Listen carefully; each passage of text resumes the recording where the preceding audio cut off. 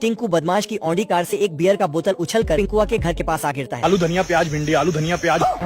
Beer के बोतल गिरते ही छेदापुर के सभी पियक्कड़ में खुशी का माहौल जाग उठा। जूस पिला दो। इतने भीड़ में इधर पिंकुआ ने देखा कि पूरे गांव में सन्नाटा छाया है। बताओ किस कदर शांति है। पिंकुआ मौका देखते ही बियर बोतल को लेकर एक चट्टान के पास छिप जाता है। अच्छा। बियर का बोतल तो पिंकुआ का स्पेशल फ्लेवर वाला ही होता है। बाबू आपने खाना खाया? पिंकुआ आदिमानव की तरह बोतल को उल्टे पुल्टे तरीके से खोलने लगा। बोतल का ढक्कन नहीं खुला। अब तू गया रुक जा। पिंकुआ ने गुस्से में बोतल को चट्टान के ऊपर फेंक दिया। बोतल चट्टान से टकराते ही आसमान की तरफ निकल पड़ा।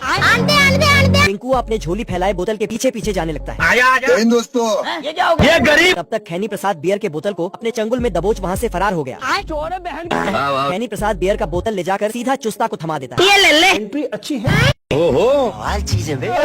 पिंकुआ ने डब्बे को मुंडी में अटकाया और वहाँ से भाग निकला। अच्छा। काफी दूर आने के बाद उसने डब्बा उठाकर देखा तो पता चला कि सलमान भाईजान और खैनी प्रसाद मजे से डांस करने में लगे हैं। एक नंबर का छिनरा। पिंकुआ ने फिर से डब्बे को मुंडी में अटकाया और वहाँ से भागते भागते सीधा जाकर एक बक्से से टकराया। डांस करते करते खैनी प्रसाद ने पिंकुआ को देख लिया। इधर पिंकुआ आइसक्रीम चोरी करने के फिराक में लगा था। खैनी प्रसाद को चिल्लाते देख पिंकुआ वहाँ से भाग निकला। खैनी प्रसाद भी फुल स्पीड में खदेड़ने लगता है। तभी उसने पीछे मुड़कर सलमान भाईजान की तरफ देखा, जो कि अभी तक नाचने में ही लगा होता है। इधर भागते भागते पिंकुआ की हालत गंभीर हो चुकी थी। पिंकुआ ने पीछे देखा तो पता चला कि सलमान भाईजान फुटबॉल की तरह उछाल मारते हुए इधर ही आ रहा है। सलमान भाईजान को देख पिंकुआ की हालत खराब हो गई। पीछे से खैनी प्रसाद भी आ पहुंचा था और वो अपने हाथ में एक रेडियो भी रखा होता है। चलिए शुरू करते हैं। खैनी प्रसाद ने जैसे ही गाना बजाया तभी सलमान भाईजान अपने मूड में आ गए। ये काली बतख जा रही थी तभी बतख मुर्गी का अंडा समझ के ले जाती है और मुर्गी के घोंसले में लाकर रख देती है। इतना बड़ा अंडा देख के मुर्गा अंडे को नाप तोल करने लगता है। यहाँ कुछ तो गड़बड़ है। मैंने कुछ नहीं किया। फिर मुर्गा अंडे को बाहर लाके फेंक देता तो काली बतख जाके पकड़ लेती है। मोहल्ले के सारी मुर्गी और बतख इस पे हंसने लगते हैं। काली बतख अंडे को मरहम पट्टी करके सेकने लगती है। तभी बच्चा निकल आता है। तो बतख बच्चे को लेके मुर्गे से खाना मांगने चली जाती है। ओ भाई ये क्या है? बाप रे! बच्चा मुर्गे का सारा खाना खा जाता है और मटक कर चला जाता और जाके पिग के भी सारा खाना खा जाता है। फिर पिग को ही खाने लगता तो मुर्गा आकर बच्चे को भगा देता। साले को छोड़ूंगा नहीं। मुर्गा बोलता है इसे ले जाओ और कभी बाहर मत लाना। दादा शाह गला फाड़ रहा था। एक पड़ोसी उसकी आवाज से परेशान हुआ। जाना था ना बाबू, 5 मिनट। उसे लात मारकर दूर फेंक दिया। दादा शाह को लगा कि सब गिटार की गलती थी। गुस्से में उसने गिटार को गोली मार दी। खूबसूरत लड़कियों को देख उन्हें रिझाने के लिए वो झाड़ू को गिटार की तरह बजाने लगा और साथ ही गाना गाने लगा। क्या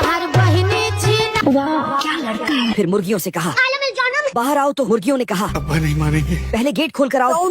अंदर गोटा रखवाली कर रहा था तो ठोके जाने से बचने के लिए अब देख तू। वह नाजायज बच्चा बनकर दरवाजे पर लेट गया। जय हिंद दोस्तों। जब गोटा बाहर आया तो दादा शाह ने उसे बताया कि कुत्ते ने मुझे मारा है। अब देख तू। गोटा व्यवस्था करके बदला लेने गया। 5 मिनट। उसने कुत्ते की पूंछ पकड़कर और ठोक कर पिछवाड़ा सुझा दिया और गुलेल से वापस आकर उसे टुकड़ों में तोड़ दिया और फिर डस्टबिन में भरने लगा।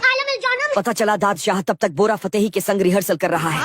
Comment 4 part 2। ये मुर्गी एक बार में 72 लाख अंडे देने का रिकॉर्ड बनाती। उसने एक हफ्ते में अंडों के ढेर लगा दिए जो बिल्डिंग से भी बड़े थे। दरअसल यह सिलसिला तब शुरू हुआ जब एक फार्म में मुर्गियों का ऑडिशन हुआ जिसमें एक दिन में सबसे ज्यादा अंडे देने वाली मुर्गियों को सिलेक्ट किया गया। फिर सिलेक्टेड मुर्गियों को एक लाइन में स्लाइडर पर बैठाकर एक मशीन से गुजारते हुए पर्दे के पीछे ले जाया गया। बाकी मुर्गियां एक एक अंडा दे रही थी। फिर एक मुर्गी आती है और एक बार 100 अंडे देने का रिकॉर्ड बना देती है। जोगिंदर खराब आई जोगिंदर। सारी मुर्गियां ताली बजाकर उसका सम्मान करती। तभी गाने की आवाज सुनकर सारी मुर्गियां अंडा देना छोड़कर लैला मुर्गी की कॉन्सर्ट में भागी।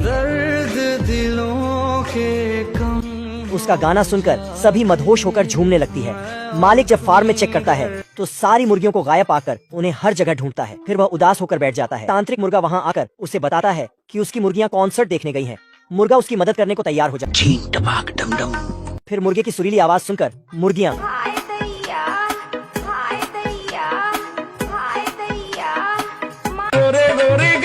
बादशाह के गाने सुनकर मुर्गियाँ बहुत कम अंडे हग रही थीं। तभी बदक ने हॉट गाने लगाए। तोबा तोबा तोबा। या। जिससे माहौल तुरंत ही गर्म हुआ और मुर्गियाँ धड़ाधड़ अंडे देने लगी। मुर्गा नहीं चाहता कि मेरी पत्नियों के कोई अंडे हथिया ले। उधर बतख अंडों का ढेर लगा देती है। अरे यार तब तक मुर्गा वहाँ आया।